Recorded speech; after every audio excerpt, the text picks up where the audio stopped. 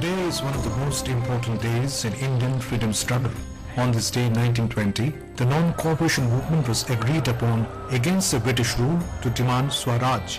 It was Gandhiji's first pan-India satyagraha, and the movement arose from the widespread outcry in India over the massacre at Jallianwala Bagh at Amritsar in April 1919, when the British-led troops killed several hundred Indians.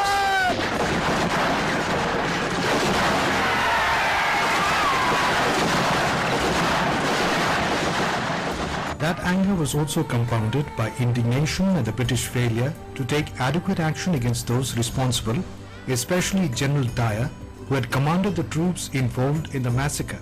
With non-violent methods to be deployed during the Satyagraha, Gandhiji led the movement from the front, during which Indians resigned their titles, boycotted government educational institutions, courts, government service, foreign goods and elections, and refused to pay taxes. The British were perhaps for the first time confronted with such a united Indian front and were visibly shaken. However, a number of violent outbreaks broke the momentum of the non-violent movement, and after an angry mob murdered police officers in Chori Chora in Uttar Pradesh state in February 1922, Gandhiji himself called off the movement.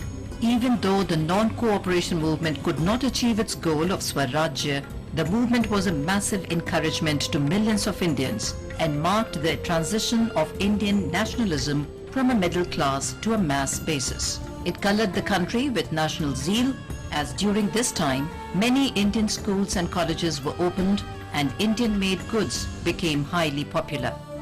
The great South Indian patriot and freedom fighter, the Tamil helmsman Kapalottiya Tamilan V.O. Chidambaram Pillai, or VOC, was born on this day in 1872 in Tirunelveli district of Tamil Nadu. Since his young days, he was influenced by Bal Gangadhar Tilak, and along with Subramanyam Siva and Subramanya Bharati, he was the prominent spokesperson for the cause of Swadeshi in the Madras Presidency. A renowned advocate, he was one of the earliest to start the Dharma Sangha Nisavuchillai for handloom industry and the Swadeshi stores for the sale of India-made things to the people. He played a lead role in many institutions like the National Godown, Madras Agro-Industrial Society Limited and the Desa Abhiman Sangam. The partition of Bengal in 1905 saw him taking a direct interest in the political struggle. To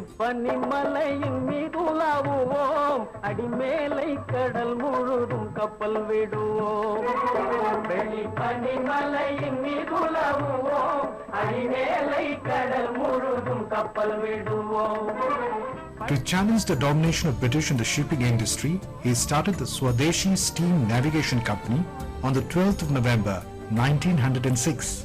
He purchased two steamships, SS Galia and SS Lao, for the company and commenced regular services between Tuticorin and Colombo.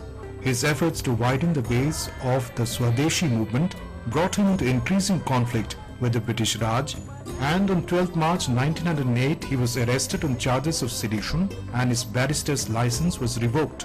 The court imposed a sentence of 2 life imprisonments. However, VOC stepped out of prison in late December 1912 after a High Court appeal reduced his prison sentence. He died in late 1936 with the passion for freedom still raging in his mind till the last moment. An erudite scholar in Tamil, a prolific writer and a dauntless freedom fighter, his life is a story of resistance, strife, struggle, suffering and sacrifice for the national cause.